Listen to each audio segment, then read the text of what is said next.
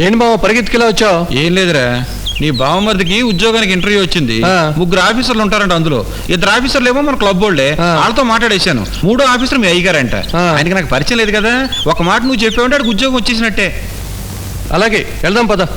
ఇంత గట్టిగా ఎందుకు చెప్తున్నానంటే, మా బావకి ఈ ఉద్యోగం మీరు ఇప్పించారంటే మా చెల్లాయి పెళ్ళి మీ చేతుల మీదుగా జరిపిద్దామని సార్. సరే పంపించు, తప్పకుండా చేస్తాను. ఇంతకు మీ అబ్బాయి పేరేమిటి? సత్యబాబు అండి. సత్యనారాయణ. వాచ్మెన్ సూర్ కొడుకు అంటే చెప్పేస్తాడండి. నమస్తే.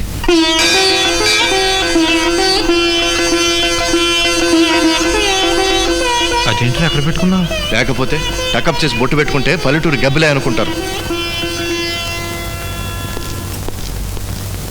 జీవి సత్యనారాయణ గారు ఎవరండి? నేనే. పిలుస్తున్నారండి.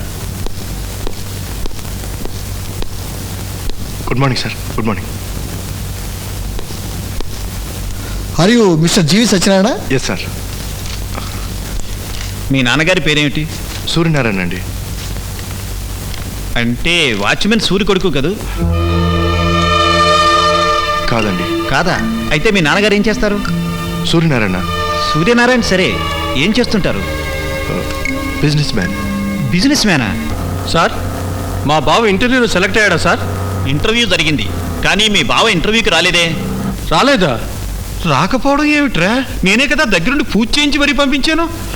ఒకవేళ ఆయన వాచ్మెన్ సూర్ కొడుకు అని అడగలేదేమో. అడక్కపోవడం ఏమిటయ్యా? వాచ్మెన్ సూర్య కొడుకు అని గుచ్చి మరీ అడిగాను. కాదు, బిజినెస్ మ్యాన్ కొడుకుని అని చెప్పాడు. ఏంటి, బిజినెస్ మ్యాన్ కొడుకు అని చెప్పాడా? అవునయ్యా, నాకే కాదు మెంబర్స్ అందరికీ అలాగే చెప్పాడు.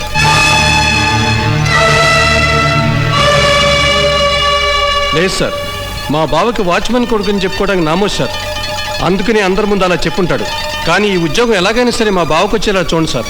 అదేమిటయ్యా, తండ్రి పేరు చెప్పుకోవడం నామోషా? అతను అదొక టైప్ సార్. కానీ ఈ ఉద్యోగం ఎలాగైనా సరే మా బావకు వచ్చేలా చూడండి సార్.